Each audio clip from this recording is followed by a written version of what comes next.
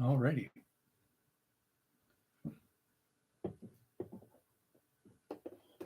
Since this is the first live stream and the first one I've ever done, I have no clue if this is gonna work or if... Hey, Robbie. Am I coming through? Can you hear me?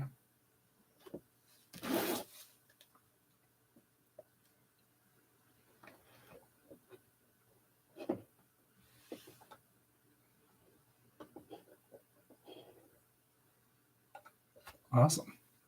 It's kind of nice there's at least someone here. So basically, I figure I do these live streams every now and then while I just work on the collection and just to talk with people and just do that kind of thing. I figured that'd be kind of a fun thing to do. So basically, what I've been working on is starting to put some of my beetles in all organized and stuff, just to get them all ready for getting new labels on and all that stuff. And then taking the beetles and everything with the small labels and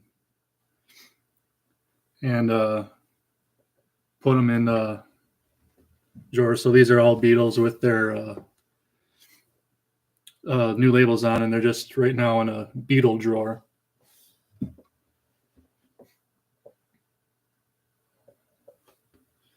So that's kind of the thing, just getting them kind of organized in drawers by their order and everything, just to make it easier for me down the road when I'm going through them, identifying and all that type of stuff.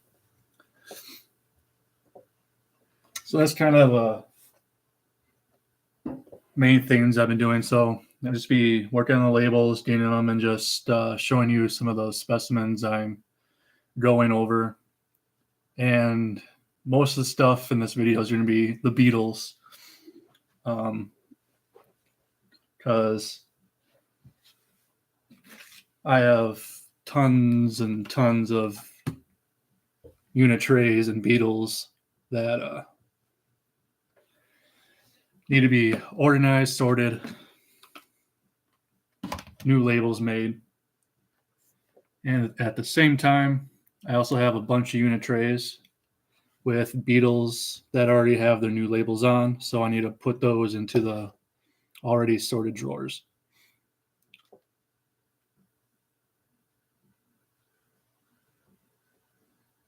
Oh, there's some flies in here too, but mostly just ground beetles in this one. So, and here's one with some darkling beetles there that I need to get up. Some buprestids at the top that need their new labels, so those will be all sorted through and everything.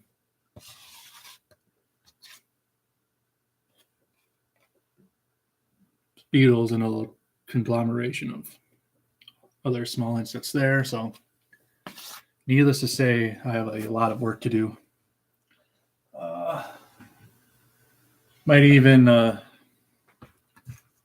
try and actually get some labels, as I have a box here with labels in here that I need to get. So like this stuff, mostly from Southeast Colorado, from my last summer when I was there. So these all need labels. I have a bunch of them from last year and the year before that I still need labels as well. I have all the labels made. I just need to put them on. But so might be doing that as well, just to give it a little bit of variety.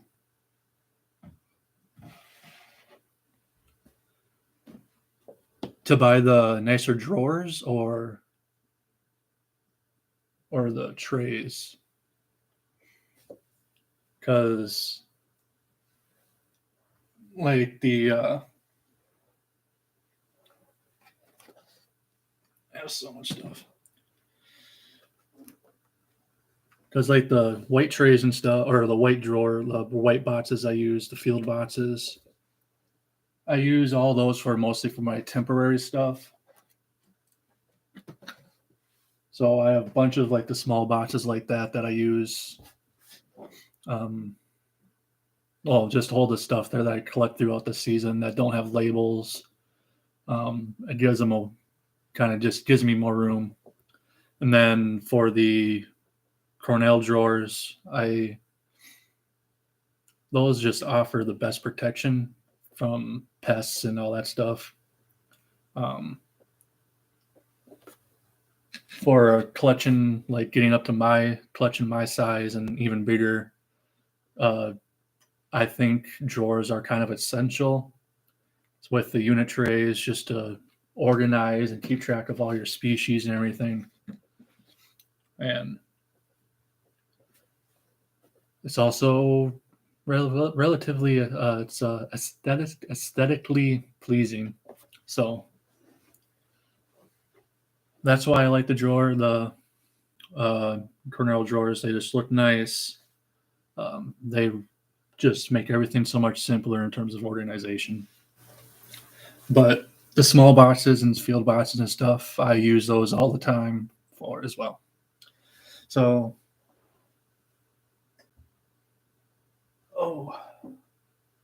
yeah. There's a couple other things I brought out too. I have these on a drying and figured I'd get them out because they need labels as well. And luckily I know exactly where I caught them still. But and these are just always nice to show. They're just so large and menacing looking. This is obviously a, well, I guess some people won't know, but this is a male Eastern Dobson fly. I have female ones as well. Males have these huge mandibles. And Dobson flies are just awesome. I actually I was camping along the St. Croix River over in Wisconsin last summer. And I found quite a few of them actually. Quite a few females and males. And I actually was able to collect 2 males. And these are actually the first male Dobson flies I've seen since I was in middle school. So it's been like a long time since I've seen a male Dobson fly. And kind of want to show this one as well. This one needs a label as well.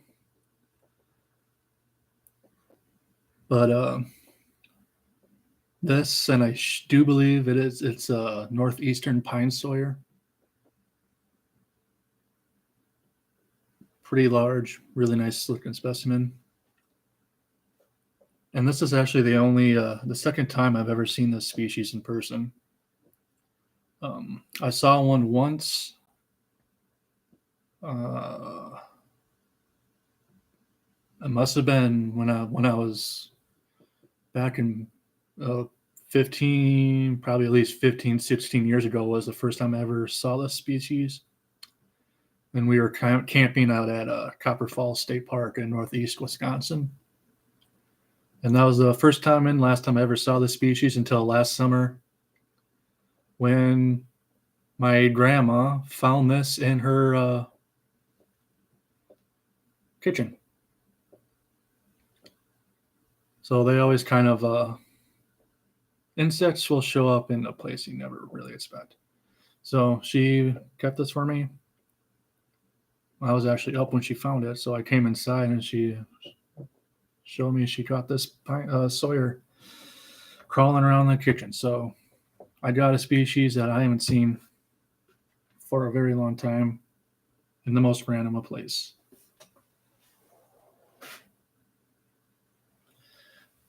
How long have I been building my collection?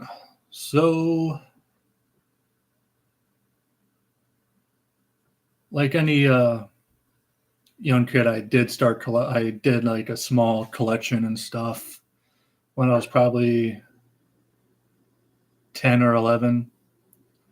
That was kind of like the ones I find in the garden, or like the butterflies, the sulfurs and stuff I see on the road. So pretty much any like the common stuff when I was little. So the first I started collecting about 10 or 11. Um, Unfortunately, the most of those specimens, or any of those specimens, didn't really survive after that, because that was before I knew what I was doing. Um, Now the collection that I have now, I started. Uh, the oldest specimens in my collection are from. I have a couple from 2010. So, and I only have a few. So 2010 is kind of when this collection started. Um, so what is that? 12 years. So yeah, this collection has been built up for over 12 years now. So it's it's been growing pretty fast.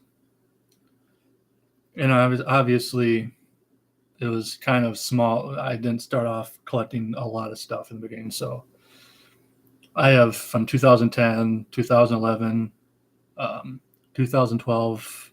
So I didn't really take off collecting for this collection until like 2012, 2013. That's when it started to really expand. Uh, the material for bottom of the drawers. I can, yes. I'm trying to. I have to look it up just to make sure.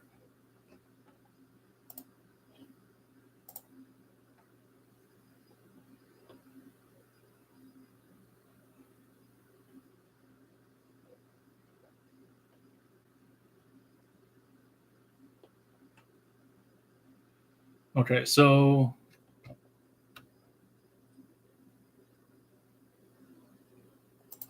for most of my stuff, the bottom is polyethylene foam.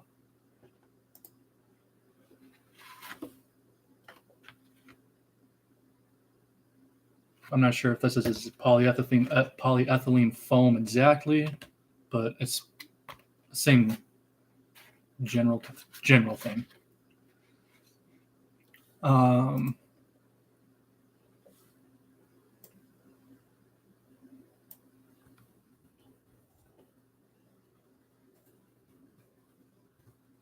I went ahead and just put polyethylene foam there, just so you can have it. So that's the stuff that is in the bottom of all my stuff.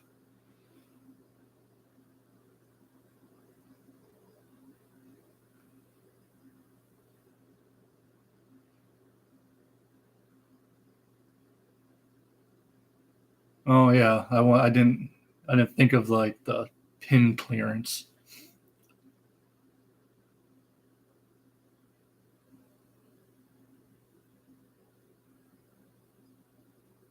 I mean,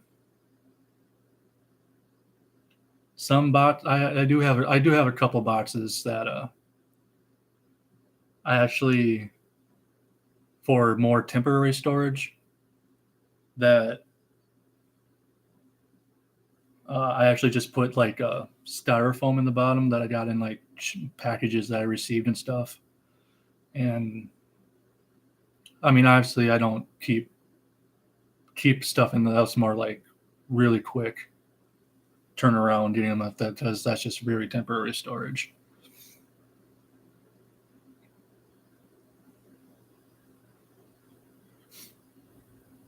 And actually, another method that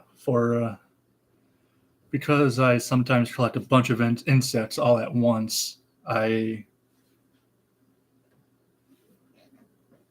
actually, and honestly, it actually worked really well for me. I get these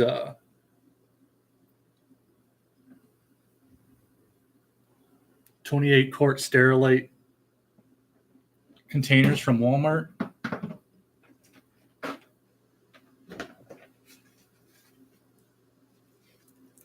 And I get some of these foam things from like these foam blocks from the arts and crafts section at Walmart as well. And honestly, they've worked fantastic for me.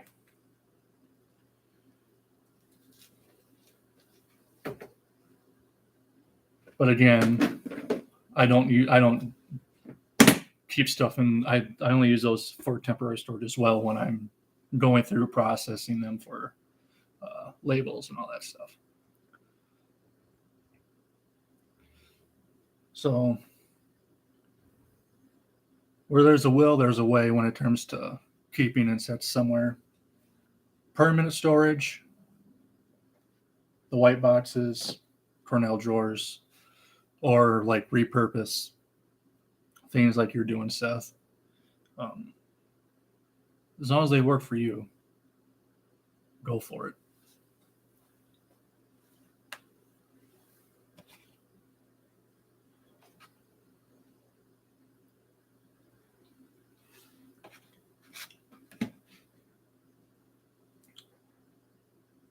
I honestly never realized how much beetles I had laying around until getting the stuff out, and there's so much stuff to do.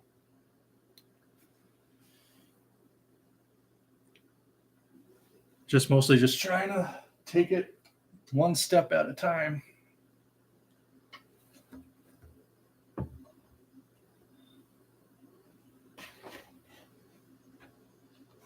Doing them in small chunks throughout the summer,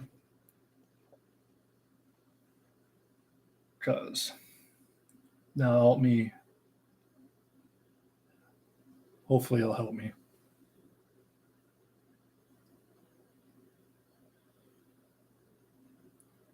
Yeah, the white boxes are really fantastic. That's what I bring out on my collecting trips when I'm out. And if I need the room, and if I need the room when I'm out on like weekend collecting trips, when I'm out in the middle of nowhere, I'll bring a couple boxes, get pins on them, and get the stuff pinned in there, at least what I can in there, to free up more space and vials for more specimens for me to go and collect. But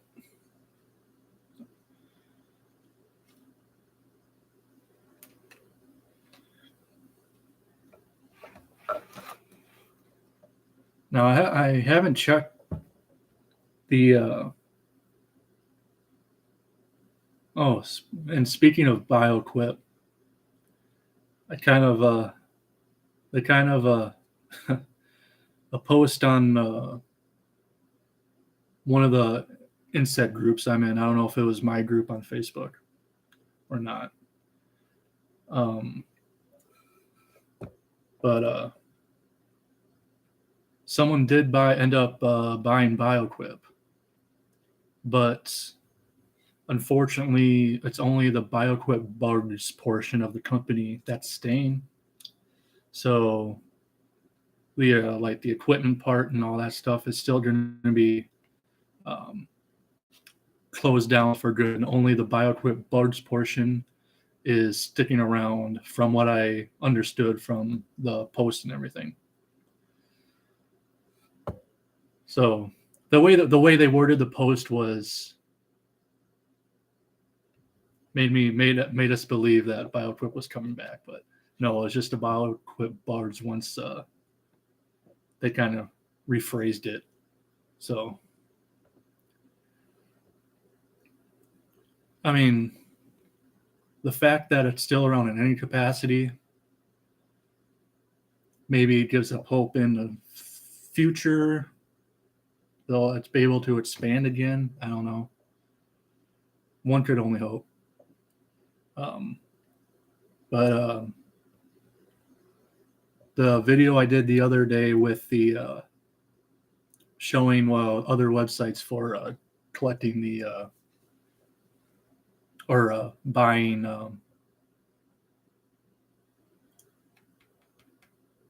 equipment. I just did my first order from the company in Canada. I really don't know how to pronounce that name. Atelier Jean Piquois or something like that. So I just ordered from them. I ordered some unit trays. And they got all shipped and everything, and they'll be here soon. But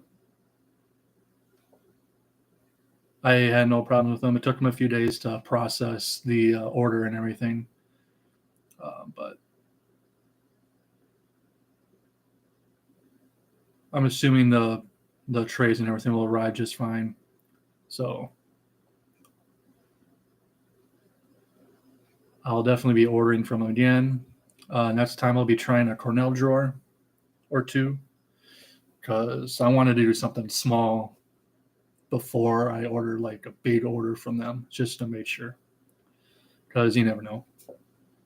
So I got some unit trays coming from them, and I'll be getting some the Cornell drawers at the next purchase from them.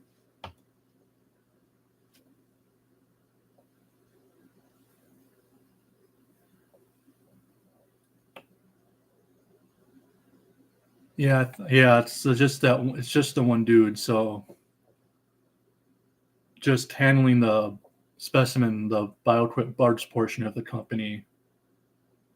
Because I think he is the one who actually posted it in the group, and he even said like just the bioequipped barge portion of the company is all that he can manage by himself, because it's just going to be him, which is totally fine.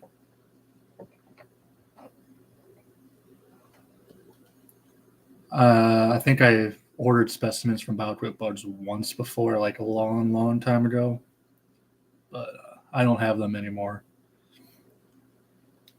I try and make sure I don't buy any specimens for my collection. I try to either collect them myself, or I exchange with other collectors who collect specimens for me. Or my friends and family collect for me as well. That's all my specimens. None of my specimens in my collection have been like bought from a store or a shop or anything like that. They've all been collected by people, me or other ones who've collected for me. Now, obviously, I can get a lot of nice specimens actually buying from stuff, but I don't know. I feel it.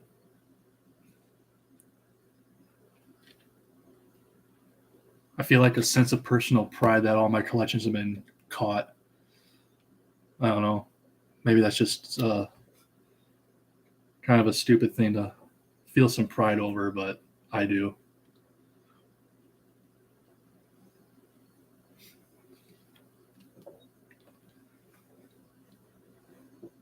Yeah, honestly, trading, like I collect specimens for people, and they collect specimens for me, and then we'll trade.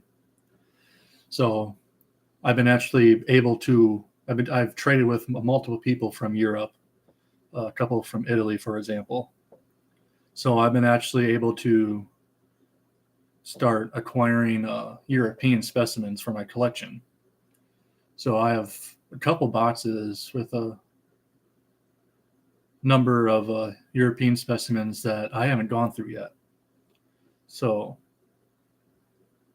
trading with people, especially from other countries, I've been able to get some really awesome specimens. And obviously trading with other people here in the U.S. as well.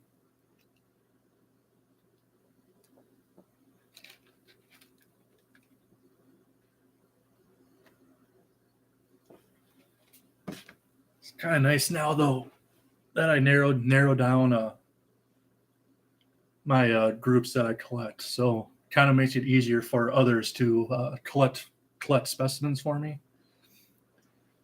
And honestly, it's kind of nice because a lot of the collectors I actually collect for to exchange specimens, a lot of them really like the beetles. So I trade a lot of beetles.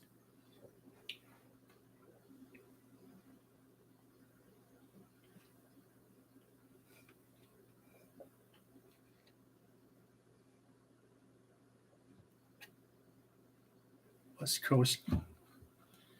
I'd always be down with some Canadian material. I'm actually debating a collecting trip to Canada either next year or the year after.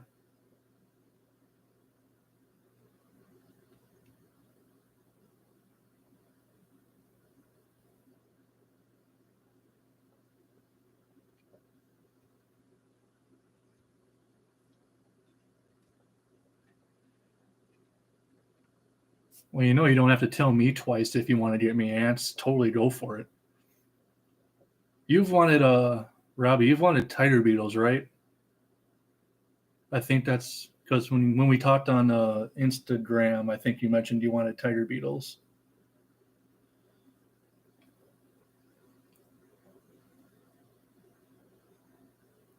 But yeah, I will. Honestly, if having a guide would be nice, and if able to actually go on a trip to Canada, I can bring material with me from my collection. I can trade with you too, but we can actually hash those details out over Messenger on Instagram or something. Speaking of which, for trips, I've been planning out my trips actually for the next couple years. So this summer, trip wise, nothing special.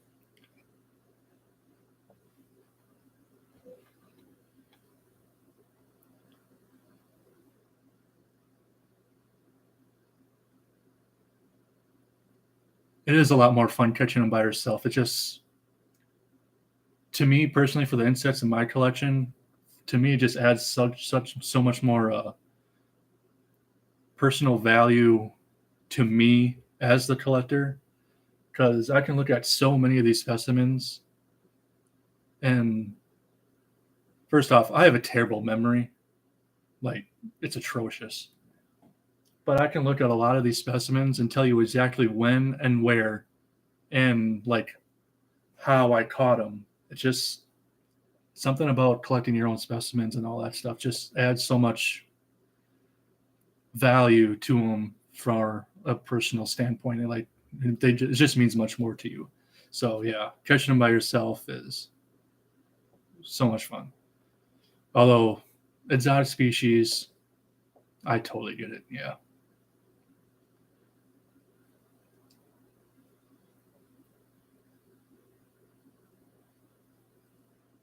And I will take you up on that offer too, because either just that general area of North America, the Northwest, U.S. up there, or south, or the West Coast of Canada, like that general area, I feel I can get some pretty nice specimens over there, and it'd be a totally new area for me to be collecting as well. So my trips, yeah. So this year, It's going to be nothing too special. It's going to be a lot of weekend trips, actually. So going somewhere, bringing out the tent, camping for a night or two, collecting, going home. So the big trip this year,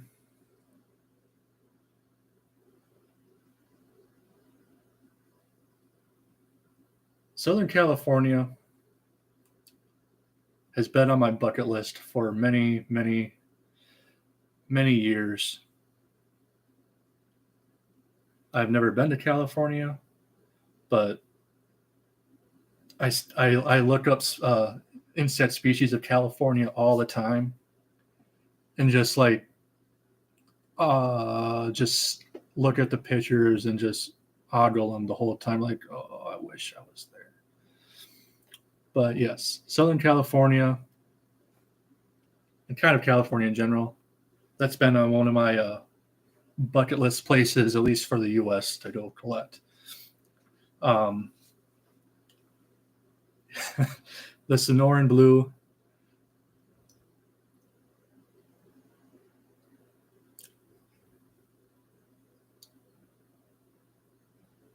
Just to see the Sonoran blue in person would be a win for me. But to collect a specimen or two of the Sonoran blue, in all honesty, that's probably my favorite butterfly species in California. So, yeah. The Sonoran blue was the main reason in the first place that I've ever wanted to go collect in California.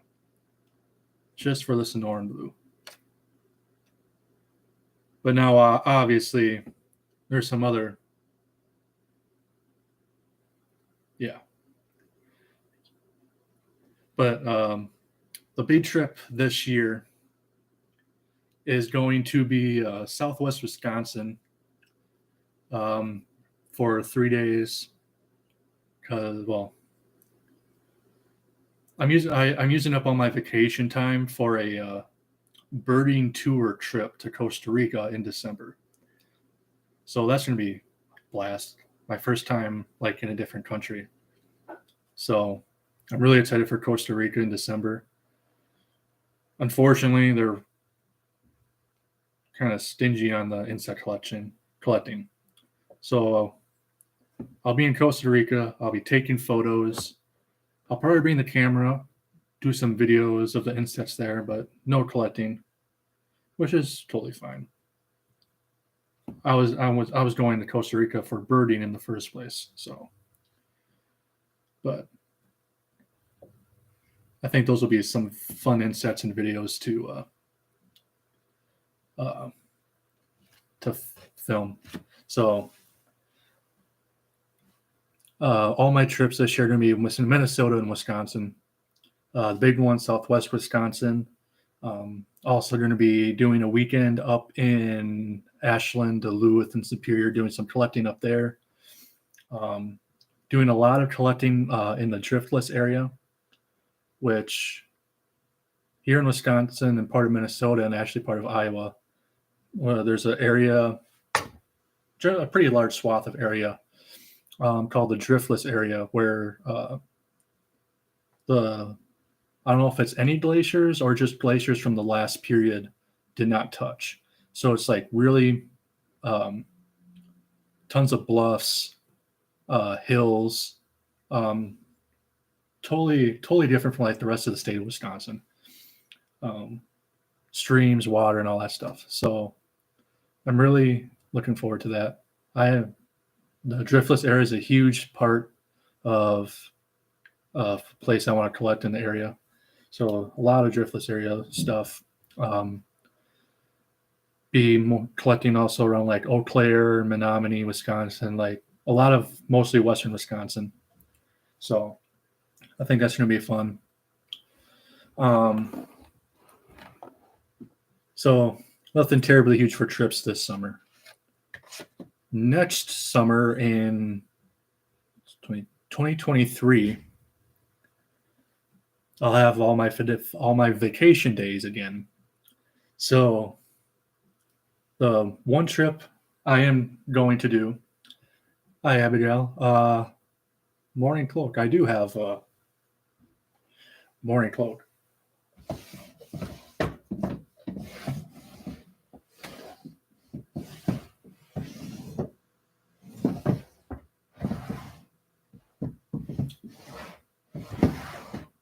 In one of these drawers, I have a morning cloak. There we go.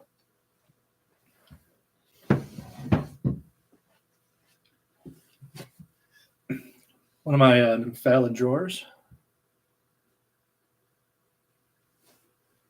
And there's my tray of morning cloaks down there.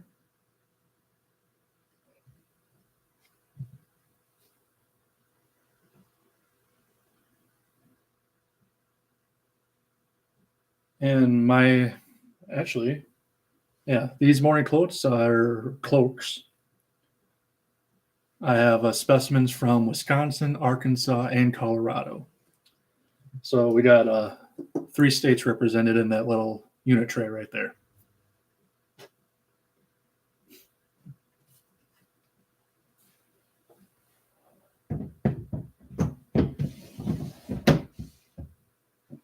Usually in the springtime, as soon as I see a morning cloak, I always think spring's finally here.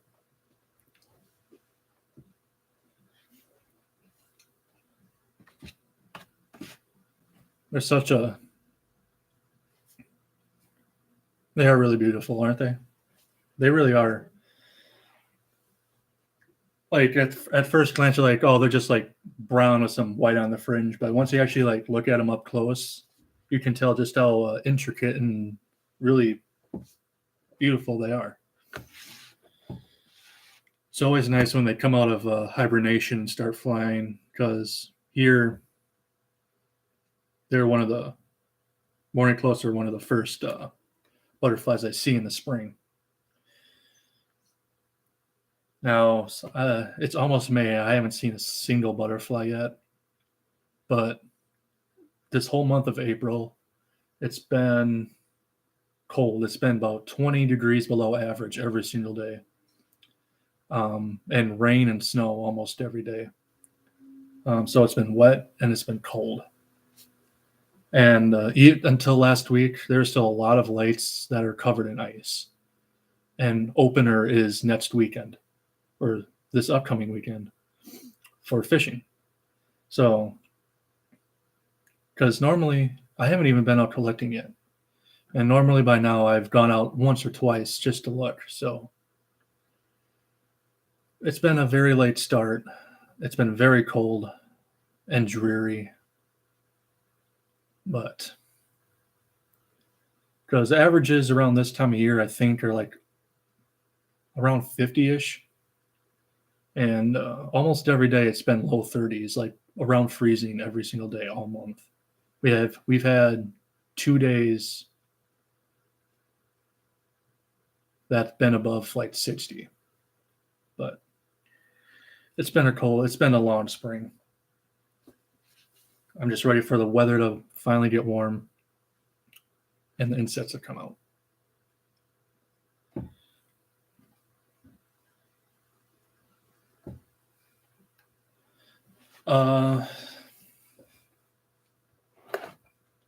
So trips next year, 2023. In August, I am doing a trip to Arizona to collect around the Sky Islands, Tucson, and the south and southeastern part of the state.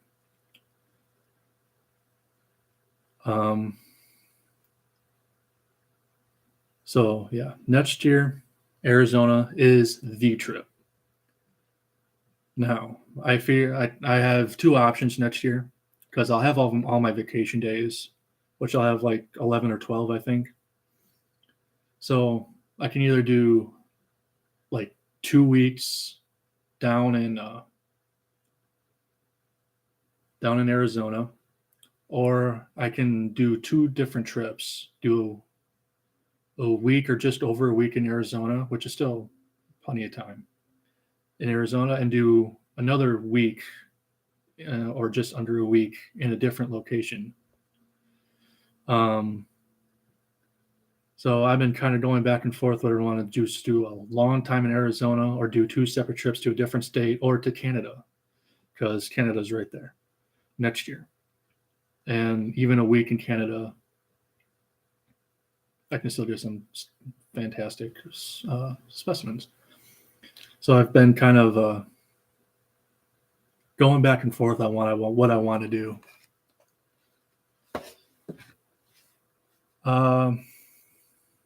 No, I was going to go to Arizona by myself. Is Peter Clausen, is he usually down there every year, or is he just going down there this year? Yeah, the Sky Islands. For as long as I can remember, I've wanted to collect down there in August. I just never really had the time or all that stuff. But next year, I'm so really happy to be going, and that I can actually finally get that spot crossed off my bucket list. And hopefully that won't be the last time. Oh, I didn't know he lived there now.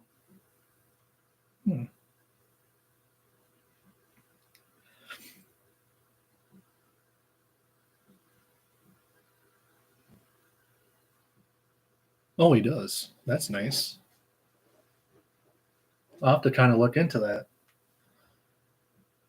Because at first, I was thinking just bring my tent and grab a tent site and just camp out the whole time I'm there. But if I can get a place like that set up, that'd be really nice. Because, well, I'm going to be collecting like around the Portal area, more eastern state, and then obviously around Tucson and like Madera Canyon, and other type of stuff. Sky Island Adventures. I'm actually going to type that in now, so I actually remember, because I guarantee you I'll forget what it's called later on this evening. Sky Island Adventures.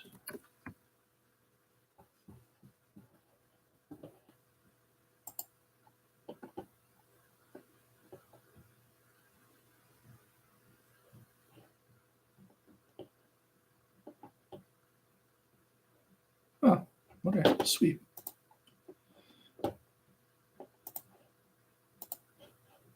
I've ordered birds in cyberspace quite a few times, so it'd be nice to actually meet them in person if I can get that situated.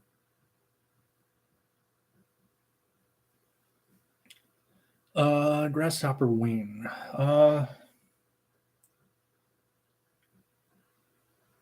Yeah, I can. Actually,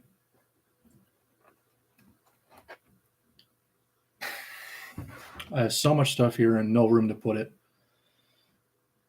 So I don't have any like specimens on me that I can like pin out now to show you. But I can show you like this. Oh, I can just set it up there, can't I?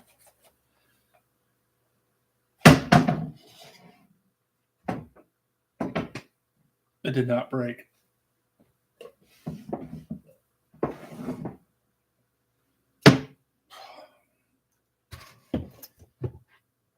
So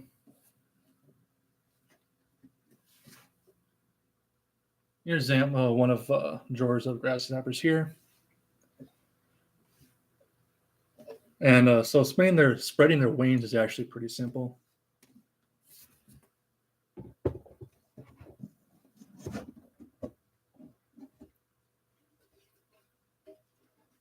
Now, most collectors actually spread the left wing. I spread the right wing.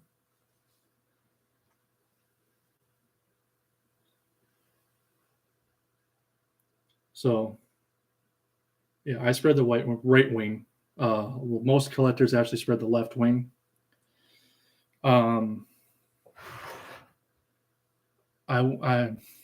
to say if which way is right or wrong. I guess it honestly kind of comes down to personal preference. Um, I don't know why I spread the right wing instead. That's just how I started out, and that's just how I continued. And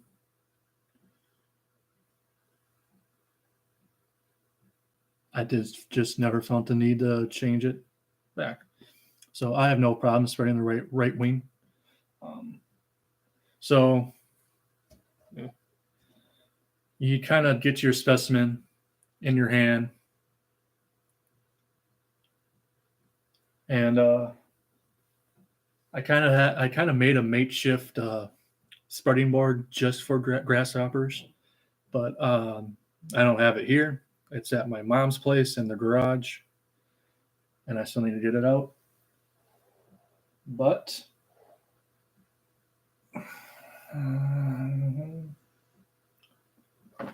sure.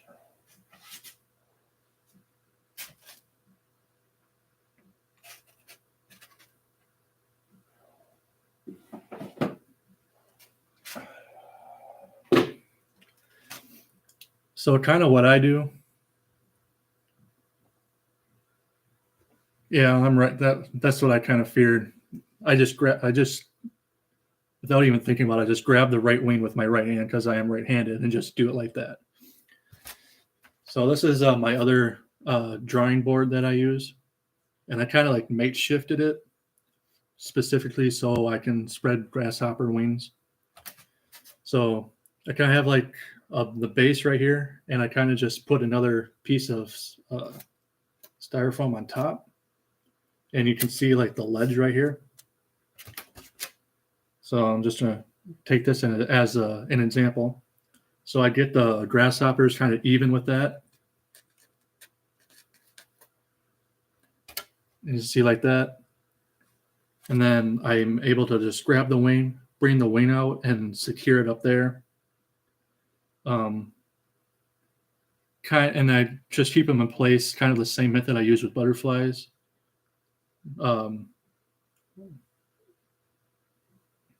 So they'll be sitting like that with the wing right there drying. And what I do, because this is a little tall, so the body isn't like flush with the ground and the wings out, I actually use pins, and I actually use the pins to hold the body up and keep the blades in place. So I just use pins to manipulate how I want everything done. And yeah, then I just have the grasshopper dry like that.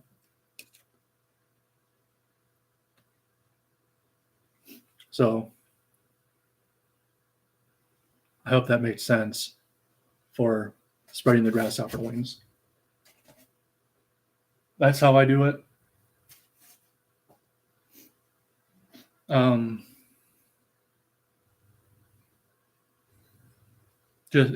That's how I do it. Anything kind of similar like that with the thing, and just room for, as long as you have room for the body and all that.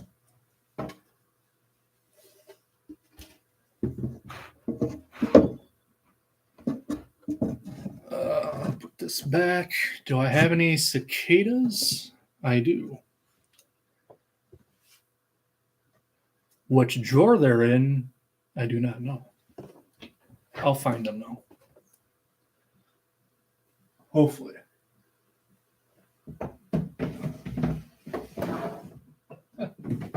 First try, look at that.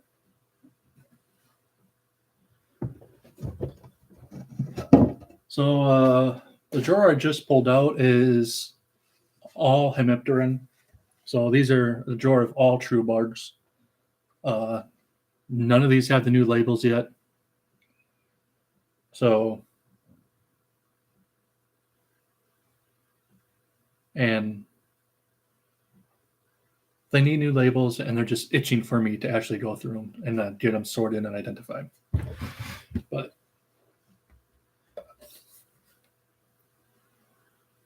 this drawer actually contains a whole lot of like tree hoppers and plant hoppers and leaf hoppers and that stuff. But yeah, here's some of the cicadas I have there up in the corner there. I got some big and small species.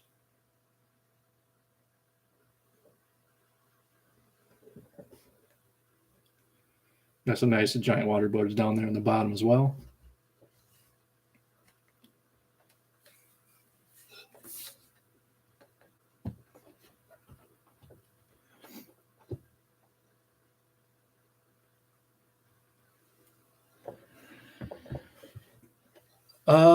No, I do not have any periodical. Unfortunately, I don't live in a place where they come out, and I have not made a trip down to where they come out, even though it's just down in Illinois.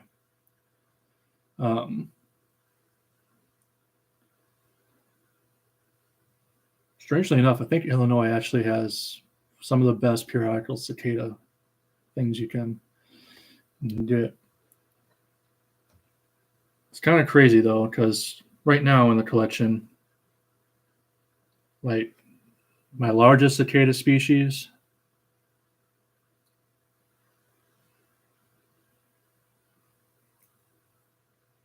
and the smallest cicada species in my collection.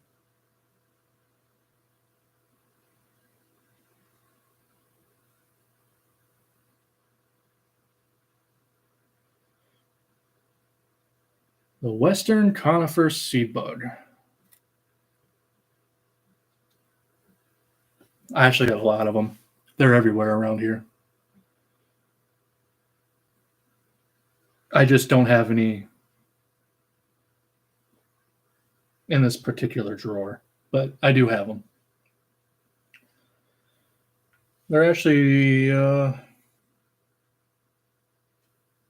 they're one of the more common leaf-footed bugs around here, actually.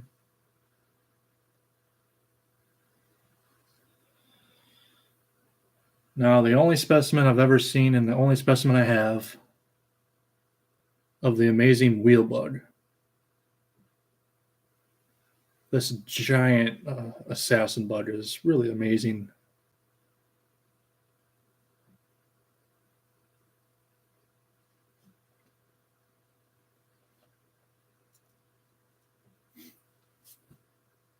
Yeah, we have them here.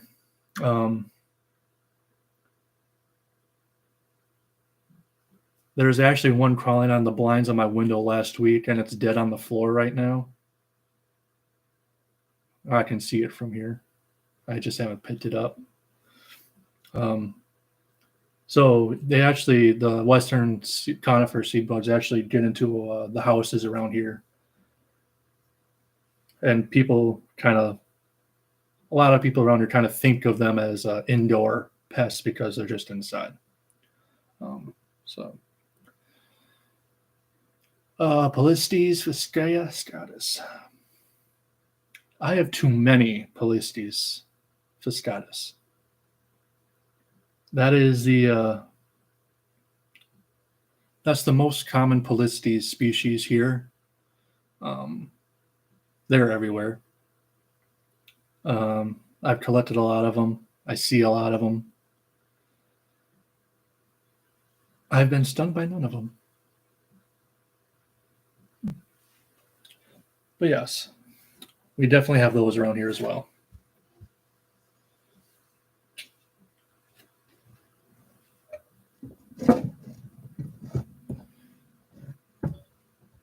Dominula. I have not seen Dominula here or in Minnesota or Wisconsin. I have not seen them. I don't know if they are here or not. They could be in the southern part of the state. I'm not sure. But I personally have not seen them. Like when I was still living in Colorado, they were really common over there. So I was able to collect a bunch of Dominula specimens from Colorado there.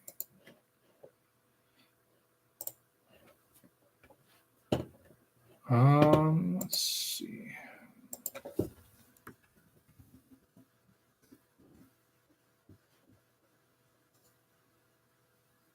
Oh no, not for Cicadas.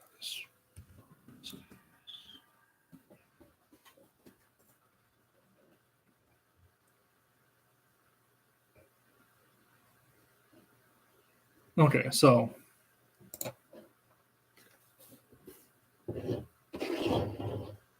yeah, I just looked up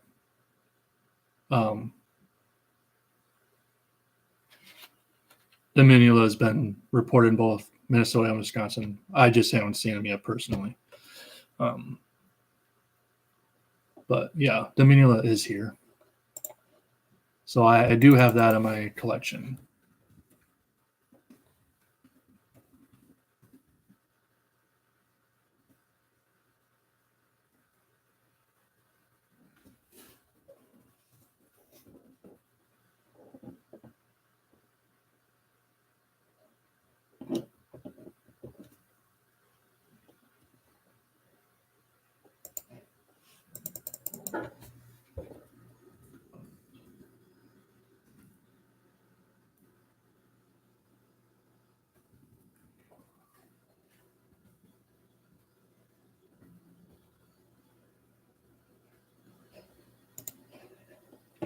Oh, nice.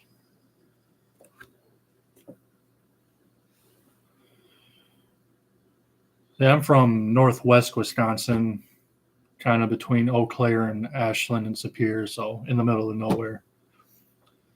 So from what I saw, the Dominula is more southern part of the state, where all the people are.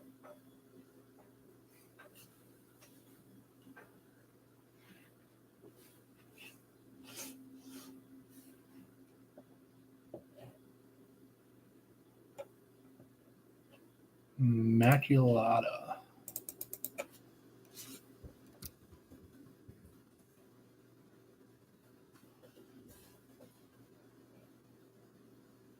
I do have,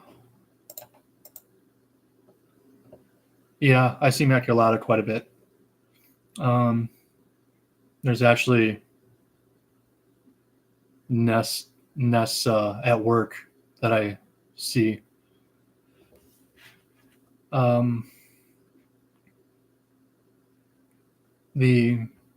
I've collected Maculata quite a bit in Barron and Polk counties over in Wisconsin. And I see them at my grandparents' house over there as well all the time. So yeah, that's another. Maculata is probably the second most common after Cicadas that I see.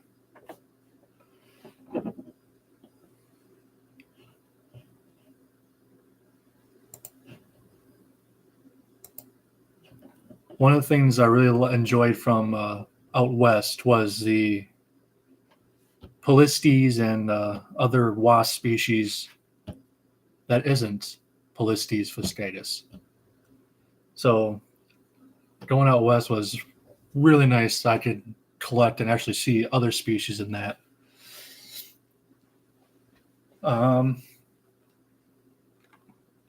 Unfortunately, like my wasps and stuff aren't. Well, I have some wasps here,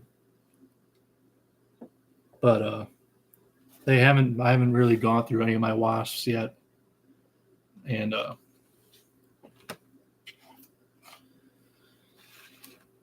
they all need sorting still, and that'll be a task and a half because I have a lot of drawers of bees and wasps I need to go through still. But yeah.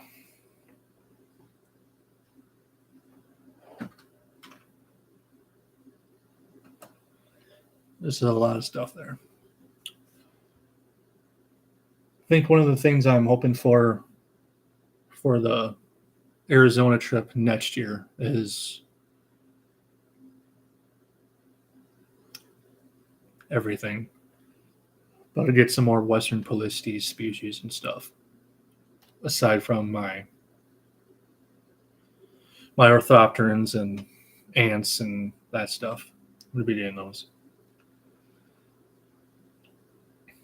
Also, I should say starting this year, I'm going to be doing more aquatic collecting, just mostly specifically aquatic beetles. So I'm trying to narrowing my focus for the amount of groups that I focus on my collecting and everything. So kind of have it in tiers now. My main focus is my orthopterans and my formicids. Those are the top ones. The next tier is going to be aquatic beetles. And then the next tier after that is going to be robber flies. And I swear that's what I'm going to be sticking with, hopefully. But then I have like all the other stuff I'm collecting for other collectors and all that stuff. So I am really looking forward to that. I haven't really done much aquatic collecting. So I'm really excited to explore the streams, rivers, ponds, and lakes and all that stuff just to see what species of aquatic beetles I'll be able to collect. Because if I can... My beetle collection thus far is mostly just a hodgepodge of everything. So I figured... And there's so many people that just focus on tiger beetles. I love tiger beetles. I'll obviously still collect tiger beetles. But I kind of wanted a group that not a lot of other people, and beetle-wise, I wanted a group that not a whole lot of other people focus collecting on. So I figured aquatic beetles would be really fun. Be totally different from like my main collecting interests.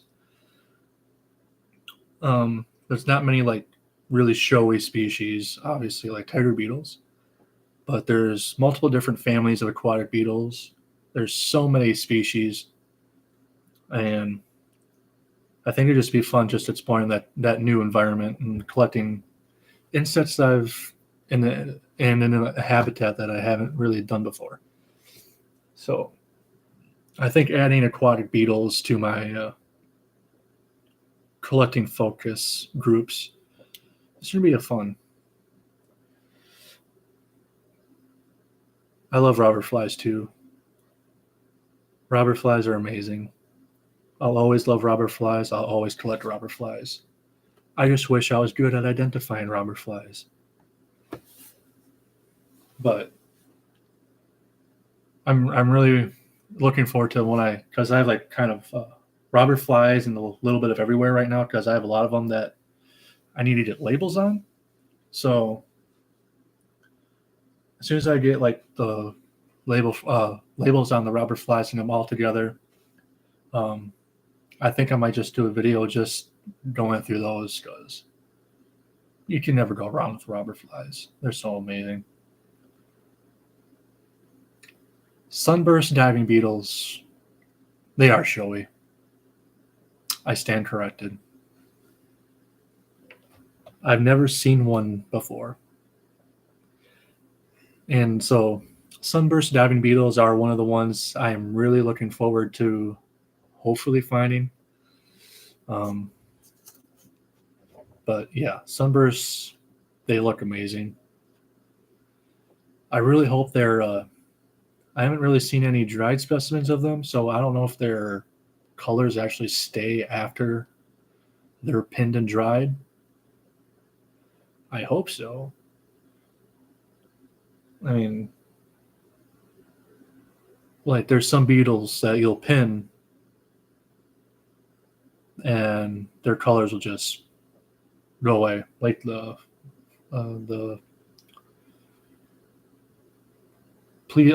fungus beetle, Gibifer californicus, although I do not think it's in the genus Gibifer anymore. I think the genus changed. But when they're alive, they have like a really, really beautiful blue and kind of, or more purplish color. But once you pin them, they turn like gray, which is really unfortunate. But oh, really? Did you cook? Are those diving beetles in your area?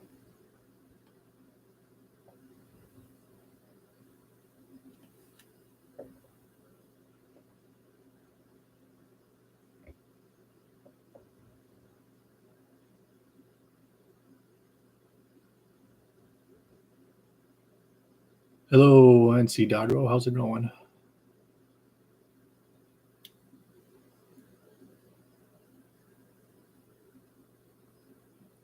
Oh, nice. That sells it. Next year, I'm going to Canada, and you're going to show me around so I can get some of those beetles.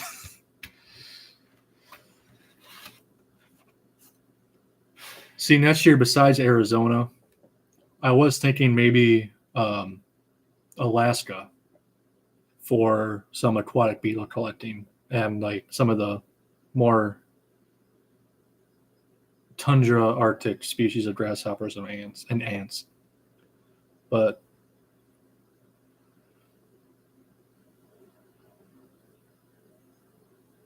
I would totally do a week over there with you in Canada. I think that'd be really fun.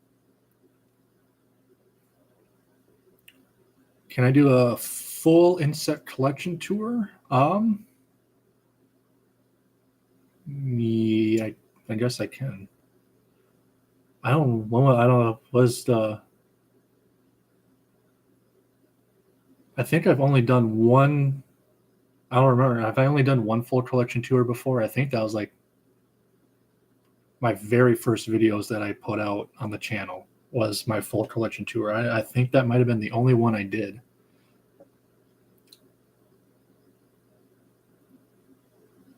If I remember right. I don't know if I've done any other full collection tours.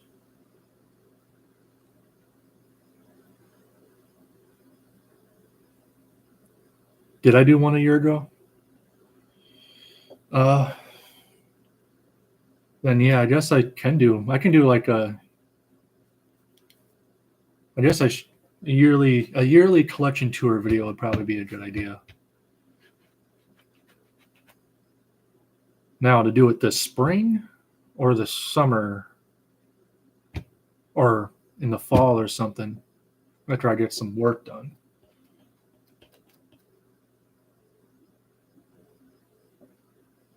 Because yeah, I can definitely do another full tour collection video. That won't be a problem. I don't know when would be the best time to do it.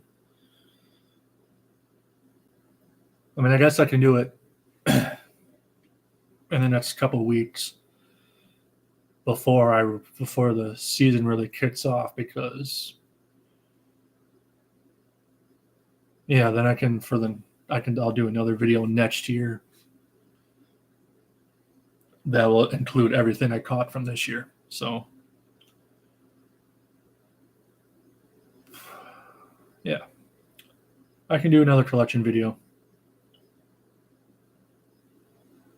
It's going to be really long. I might even be in a multiple part collecting video. I don't know, two or three full tour collecting video parts, so I can just do it all in one go.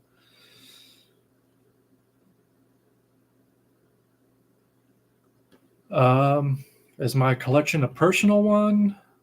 It is. Yep. Yeah, my collection's all personal.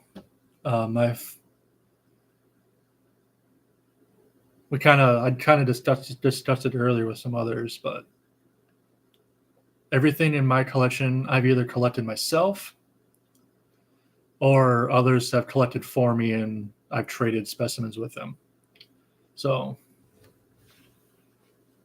yeah, it is a huge personal collection. It's around 25,000-ish specimens in the collection right now.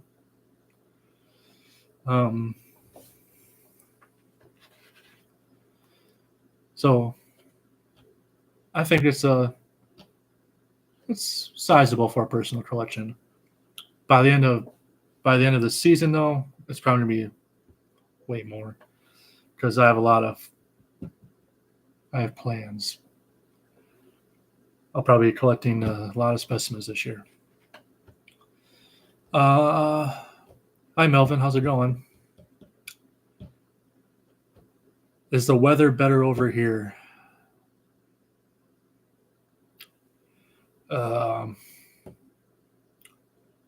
If you're down south, here, no.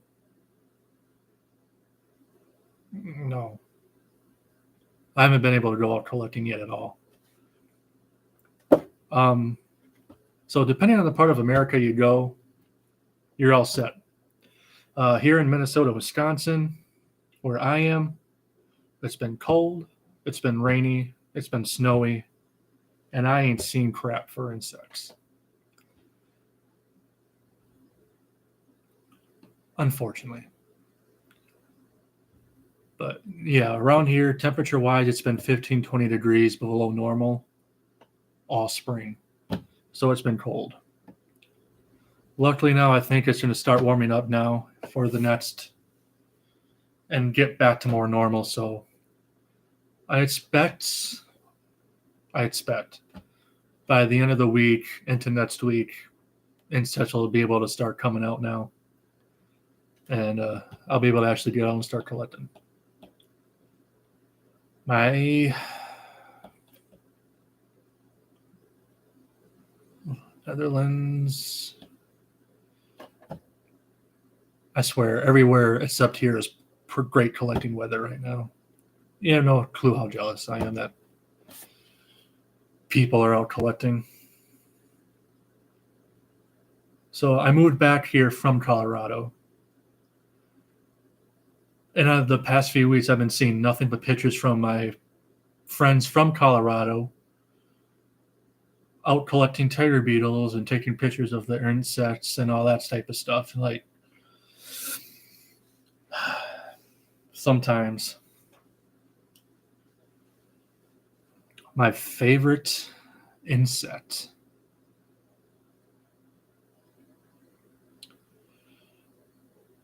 You know how difficult of a question that is?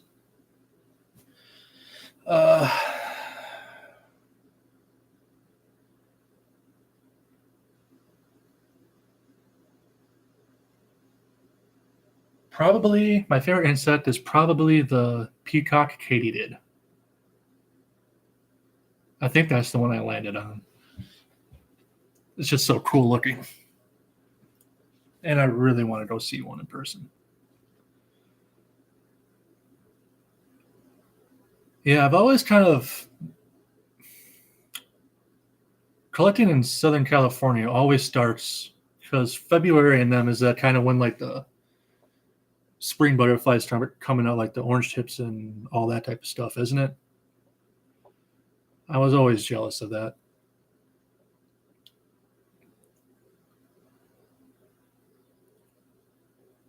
Landman, I know exactly what you mean.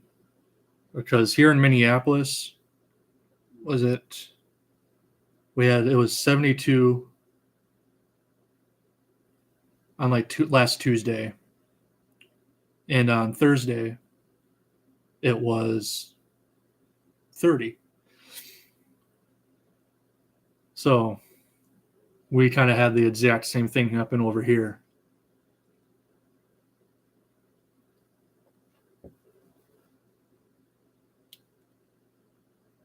But our 70-degree day, it wasn't nice. It was just windy, and rain. So it's just our luck. It got warm for a day, and it just rained the whole time. Spring.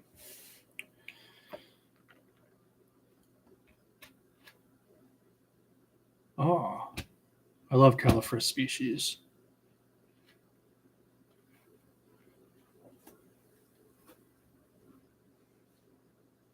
I actually have, well,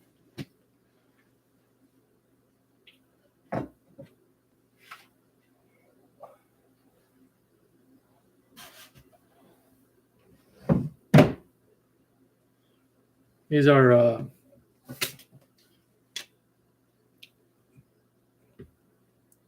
some of the Lycenids I'm going through now that I have them. I'll have their labels all made and everything. I just need to get the labels on them. But kind of all my Calliferous species I have are up on the top row. I have a few Calliferous species there.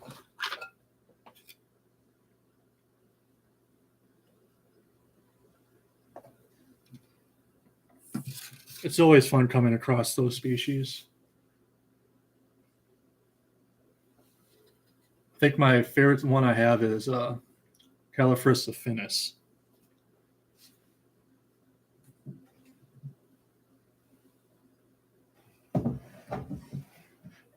Or I should say the favorite Calliferous I have in my collection so far. The bright blue,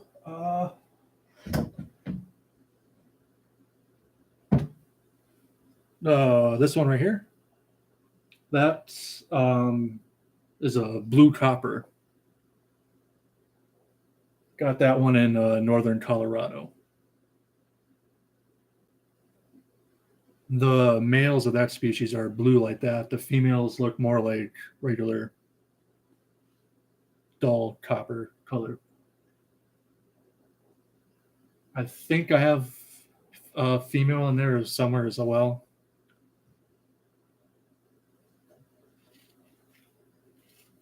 That one?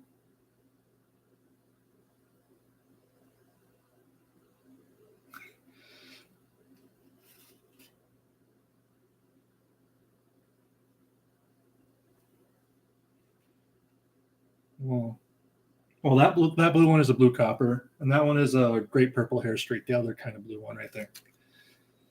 So,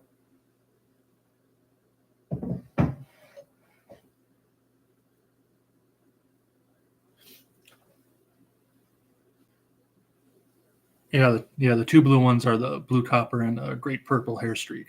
That one I caught in Florida.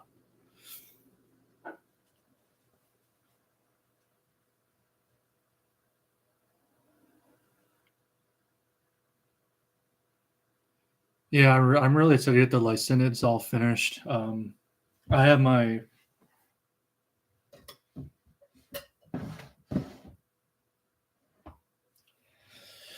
have a drawer of blues in there that are all done. But do I have any tips on collecting ground burrowing ants?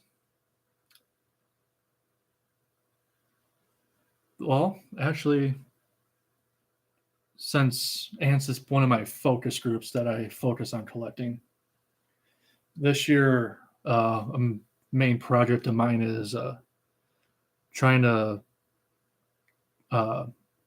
collect hypogeic species or primarily subterranean ant species.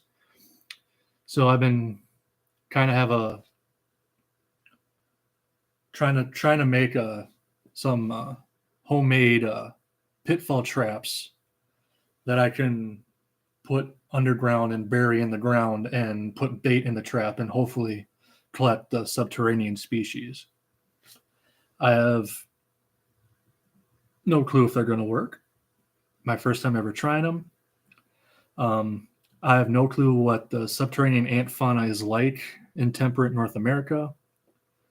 The only studies I've really ever read about those been down in like Brazil in the tropical forests. But here in North America, I think the subterranean ant species is could be a treasure trove of amazing specimens and species to be discovered and to learn about. So that's how that's a main project I'm doing. So right now I'm making homemade pitfall traps that I can bury in the ground for the subterranean ant species. Hopefully they work.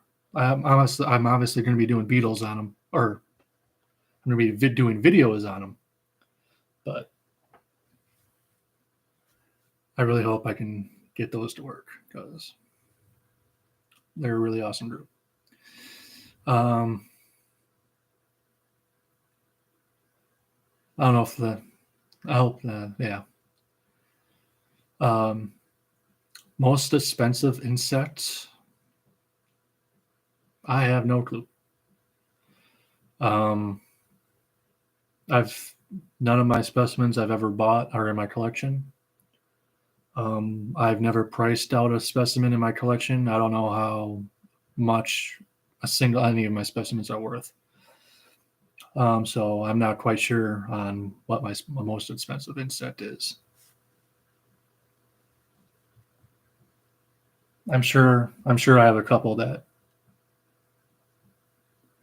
might get a little something, but I'm not sure. Ouch.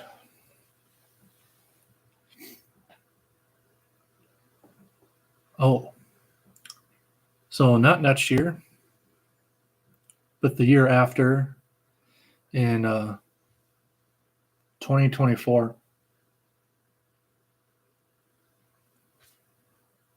The tiger beetle video.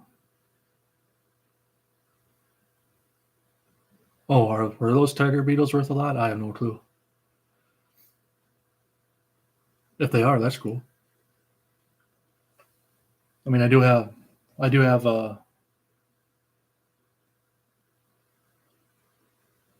some nice tiger beetles.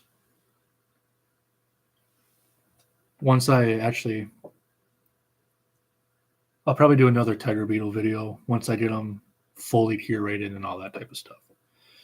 Because I don't know when I did the last tiger beetle video. So, or you'll just see them when I do the full tour video here soon. What was I going to say? Yes. 2024.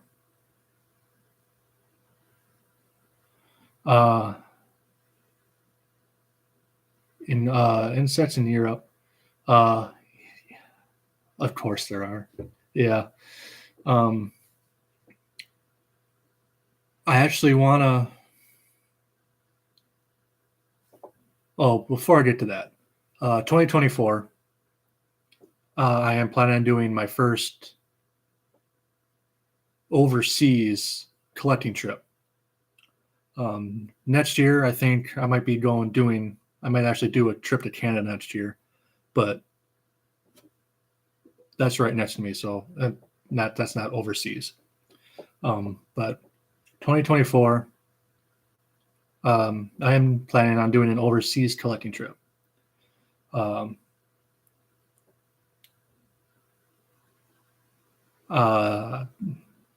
place? I don't know. I kind of narrowed it down to a few countries. One is Peru. Others, French Guyana, or European countries like Italy, France, Britain, or because France and Italy are the most collector friendly. But anywhere in Europe would be fun collecting too. But specific insects, orthopterans, and formicids. Those are the main ones. For my overseas clip, those will be the ones I focus on. So any of those ones, as well as aquatic beetles I'll take any aquatic beetles from my collection because I'm adding aquatic beetles to my list of collecting focus. So, yeah, orthopterans, formicids, and aquatic beetles.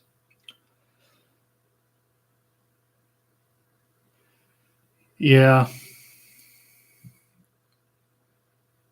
that's why, like, French Guiana used to be better. I mean, it's still good.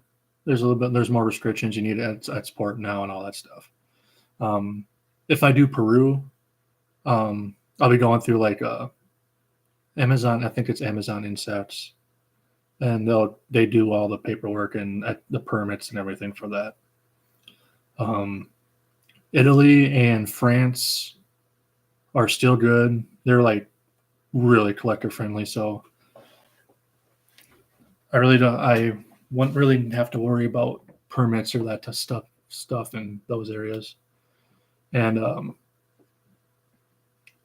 kind of Europe as a whole, from kind of what I understand, like as long as you're not like in like national parks or like the protected places, you're pretty open to collect wherever. It's the protected areas and that type of stuff that you need all that type of stuff from. I also thought about maybe Japan or Taiwan or Thailand. There's a lot of countries, but I have to take it one step at a time.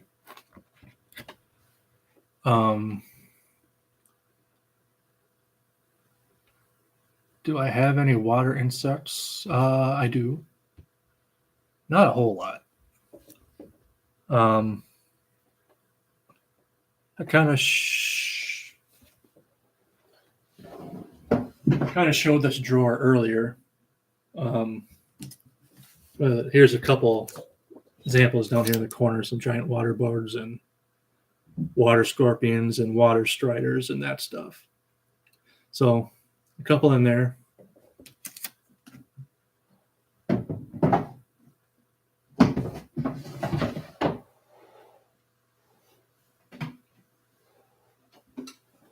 And I have some aquatic diving beetles there. So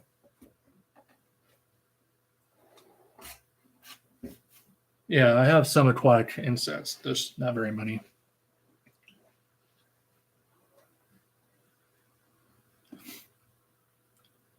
Yeah, I heard Thailand. I haven't read much on Malaysia or Vietnam, but I heard I read Thailand and Taiwan, for example, Thailand and Taiwan, collecting outside like protected areas and non-protected species is generally you're fine to do it. So like a lot of those countries.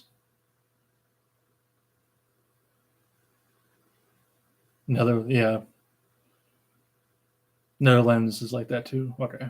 I mean, that's the same here, America.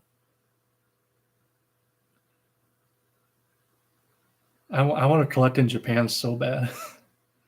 One, because I love. All right, Dago. Thanks for stopping by. I appreciate it. And I'll do a full tour collection video for you here in the next week or two.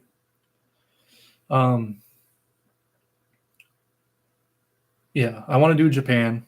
It's good collecting there. I love Japanese food. I think Japanese food is my favorite food. I like the culture. And I watch a lot of anime. I read light novels. I read manga. So I want to experience Japan. I want to collect in Japan. I want to eat Japanese food in Japan. So Japan is one of the top countries I want to go to. I also want to collect European species. I want to travel in Europe to collect European species. I really want to collect in the rainforest in South America. There's so many places I want to collect, and a limited amount of time each year to choose this place to go to. All I can do is keep planning and check them off one at a time.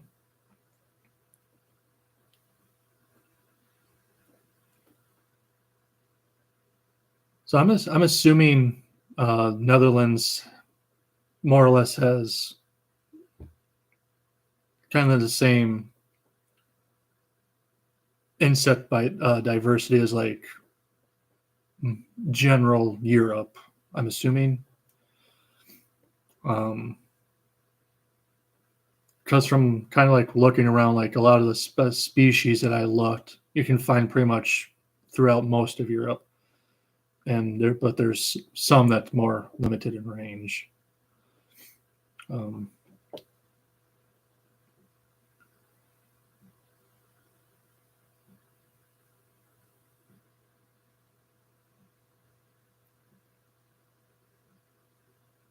Buy a lottery ticket.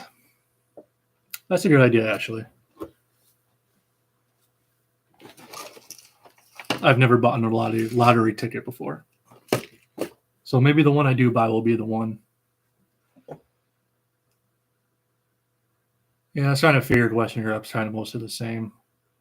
That's why I figure if I do like one country in Europe, I can get a pretty good representation of species in Europe as a whole.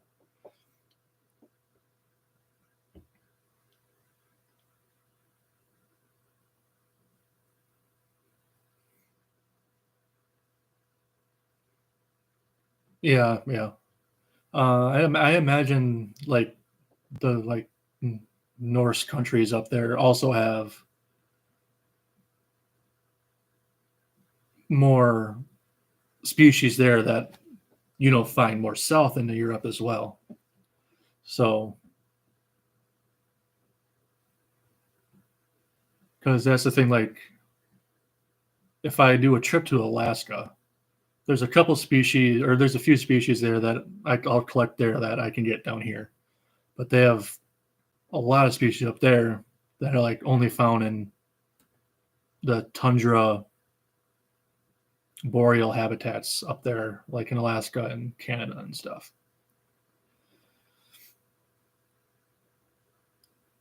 Which, I mean, if I go collecting in places like that, you obviously aren't going to get like crazy amount of species diversity in your collection, but you get some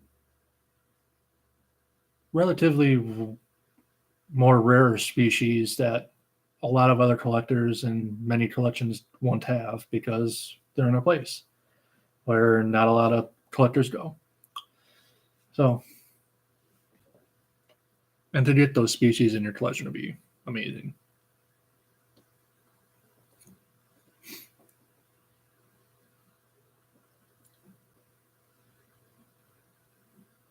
Can't believe this has been going on for like an hour and a half. And there's been people the whole time. Got up to like 7 or 8 people there at one point. It was...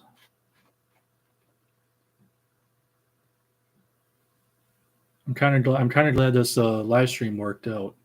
It was kind of nice to interact with all you guys.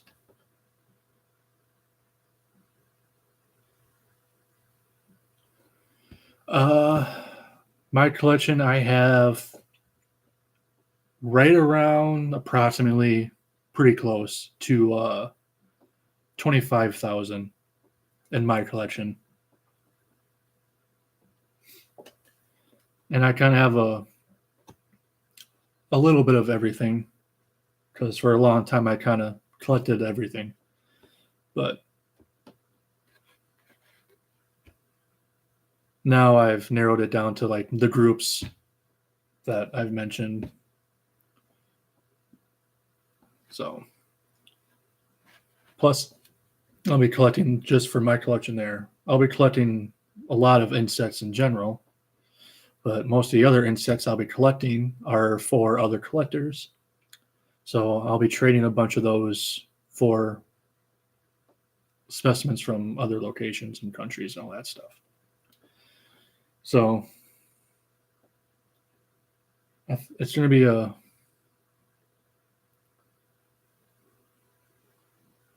I think by the end of this collecting season, the collection is going to look pretty different. I mean, you'll have like all this stuff that I'll be showing in the collection video, but having a collection and stuff focusing on specific groups, I think is going to be really nice for me. So once it warms up and the collecting, I think it's going to be a fun time. And I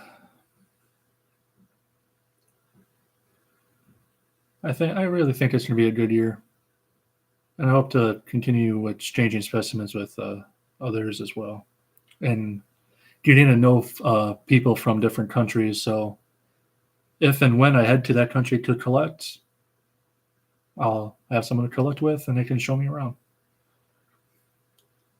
So I'm talking, especially you, Robbie. Canada next year for a week, I'll show up. And I'll bring some tiger beetles with me just for you.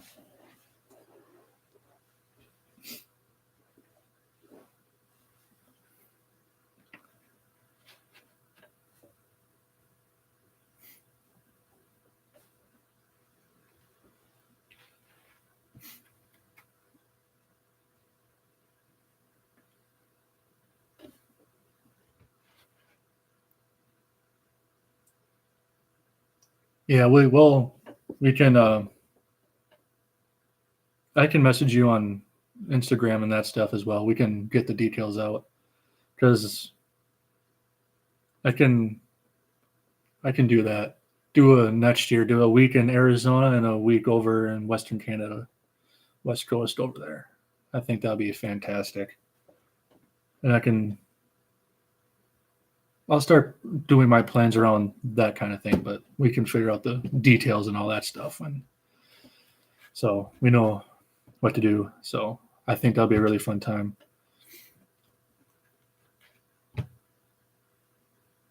Yeah, I mean, I would go over there to collect. I'd go collect with you too over there, Melvin, as well. I also love to see your collection. I mean, 12,000 insects is a sizable collection. Do a video of a full collection tour video of your collection as well.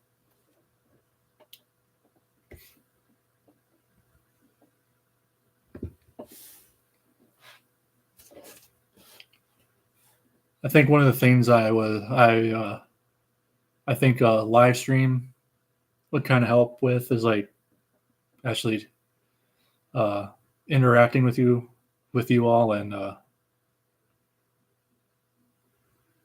kind of this type of thing where I can get to know you, and then actually future collecting things going on. We can actually travel. I can actually travel to where you guys are and collect with you, or something like that.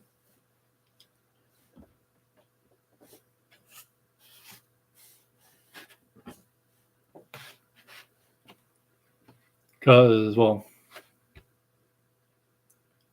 one of my big things about going to other countries is going to countries where I don't know anybody.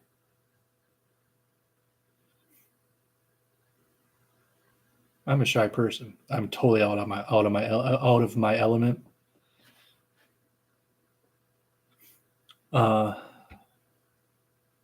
My Star Wars collection is really fantastic. Lately, I've been collecting the Bounty Hunter Funko Pops. They're actually, well, here at least they're a GameStop exclusive. I think there's 6 of them. So, and I just found them at my GameStops here. So I've been every time I go to GameStop, I pick up one of the Bounty Hunter Funko Pops because it'd be nice to get that collection done. I need to buy more shelving units because my closet has like so many unopened Lego Star Wars sets. Like all my UCS sets. I have the UCS Millennium Falcon, like the big one. I have the UCS Star Destroyer. I'm getting the AT-AT Walker here soon. I have like a bunch of UCS Star Wars sets sit in my closet, and along with like a bunch of other Star Wars sets in there. And I have no room to put them when I put them together. So it's kind of a struggle at the moment. Money to buy equipment for the collection, money for shelving units for my Star Wars collection. Luckily, the shelving units I use are pretty cheap, so they're like only $30 or $40. So I can get those anytime I want. It's just a pain to put them together. But yeah, the Star Wars collection is coming along nice.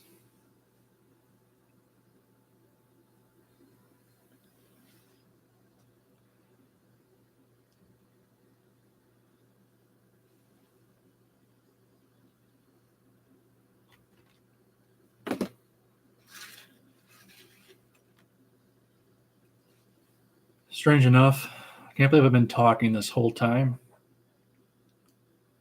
I haven't gotten any work done.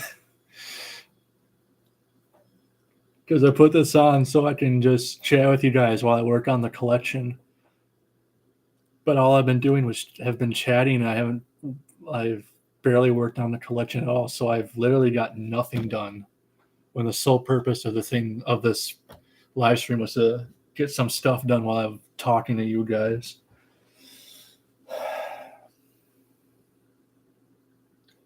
I guess that's how it works. I probably won't go on for too much longer because my battery's going down. But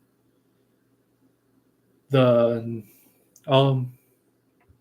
know. Do you think I should do like a weekly live stream or more like every other week or just every now and then? Because I don't know if people would want live streams weekly or any of that stuff. So I don't know if any of you guys have any thoughts on that. But I'm going to try and get it where the next live stream I will be getting work done. But I think the next one is taking some of the butterflies I have and getting them in their drawers, because I managed to get some empty drawers because I did some maneuvering. So now I have empty drawers. I have empty unit trays. And I have butterflies that are all set to go in both. So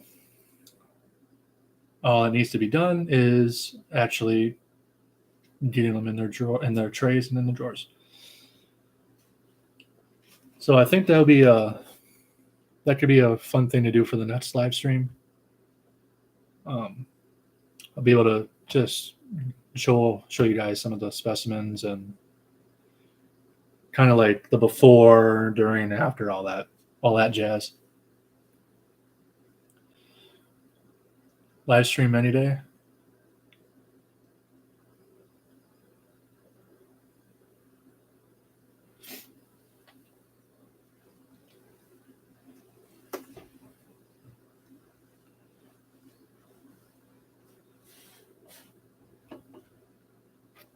Monthly.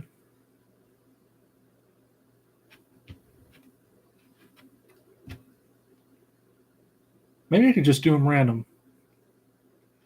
Sometimes I'll do 1 month. Sometimes I might do one every week. Sometimes I might do one every other week. But I mean, I don't want to overload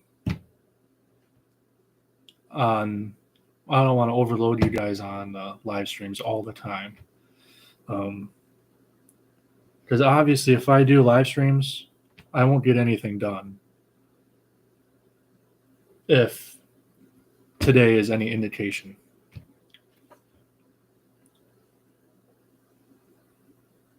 Yeah, so I'll probably do another live stream.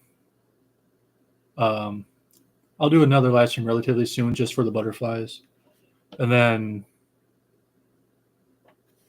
one sometime later.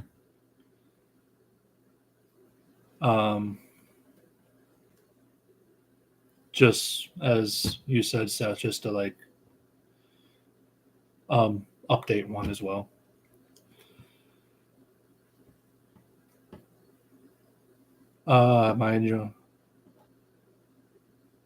Actually, I've enjoyed this a lot more than I thought I would.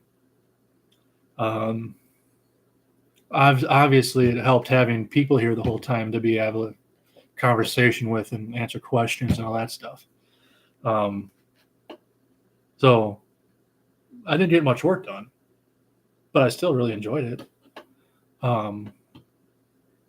I've had a fun time. I hope you guys and the other people who joined for however long they did enjoyed it as well. Yeah.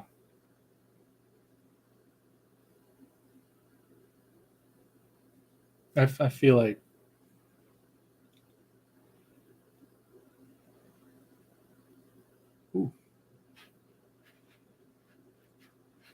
well, I appreciate you stopping by, Melvin, and thanks for the comments and questions and all that stuff. And before you go, I just want to I will plan for any future live streams. I will be planning on like doing the same start time every time. One, because the start time that I did works for me. It's after work. I get to relax and all that stuff. Plus, I think the start time that I did and kind of helps. So all live streams that I do in the future are going to be the same start time, I think, just to make it easier on me and everyone else.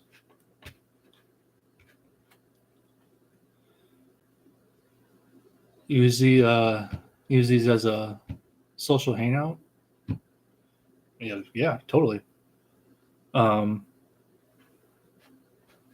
We can pretty much do anything for these live streams.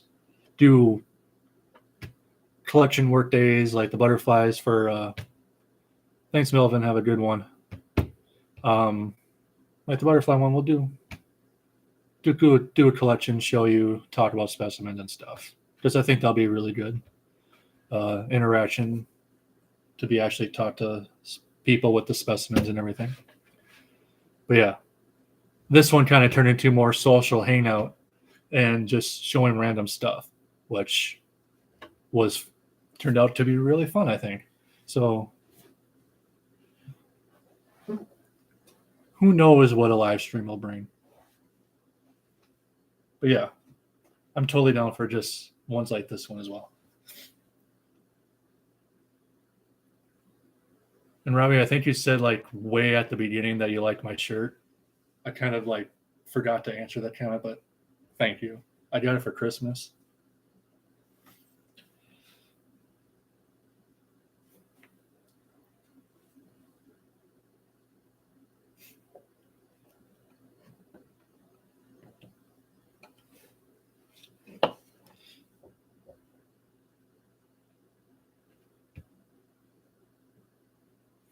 Oh, that's good.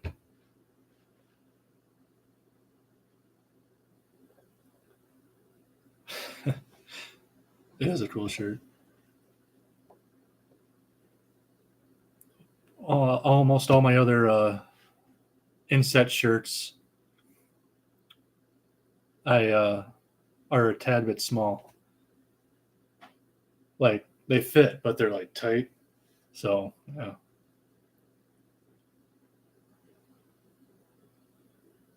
Ooh.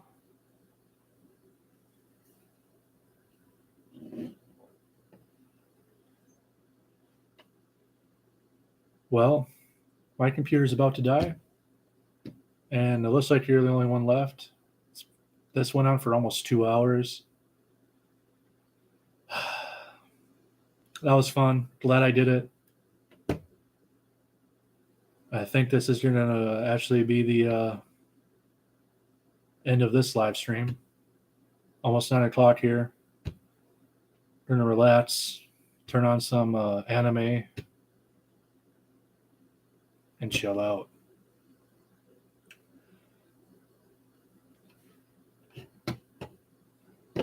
Thank you. Glad you enjoyed. And I'll message you about a trip next year. And hopefully I'll see you in the next live stream. So thanks for everybody. If you watch this live stream at afterwards, the whole 2 hours of it. So it was fun. See you guys next time.